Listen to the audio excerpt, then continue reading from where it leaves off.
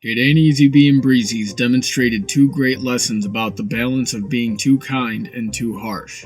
Being overly supportive usually ends up enabling the same lack of strength that knocked our loved ones off their path in the first place. In the best case scenario, this leads to stagnation in those that we are trying to help. In the worst case scenario, it builds laziness and dependency, which is a very difficult cycle to break and often leaves the supportive party miserable in their efforts. But what if those we are trying to take care of really aren't ready to face the outside world? Though this is always a possibility, that doesn't mean that there's no way around it. The trick is to stay by their side as they make their journey. This isn't abandonment, but building strength and independence in those we care about while staying ready to catch them if they fall and put them back on their feet to try again.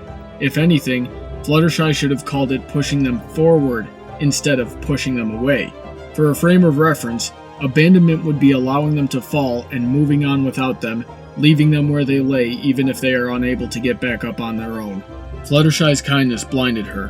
Her willingness to help others and unwillingness to hurt their feelings made it difficult for her to see the connection between helping them and quote-unquote pushing them away.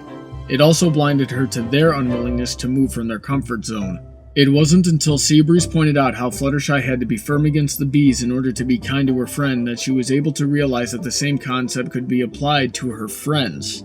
Diverting for just a moment, it wouldn't be much of a stretch to connect the moral of Philly Vanilli to the Breezies' lack of motivation in facing the outside world.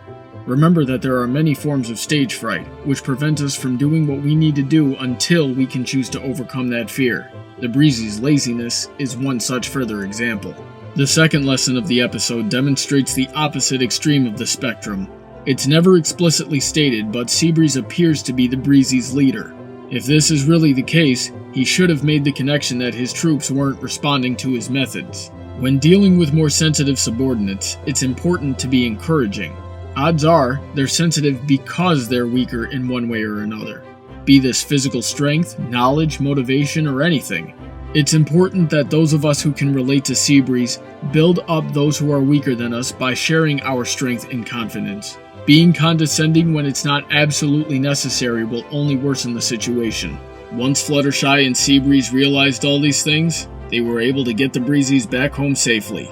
So if we can find our balance between pushing our friends forward without pushing them away, and manage to stay close to each other, making it easier to face the breeze together, then perhaps we can do the same.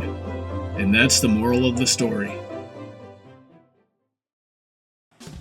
If you have a topic you would like to hear discussed, or if you have an episode, fanfiction, product, or anything else you would like to hear reviewed, send me a YouTube message or leave a comment below.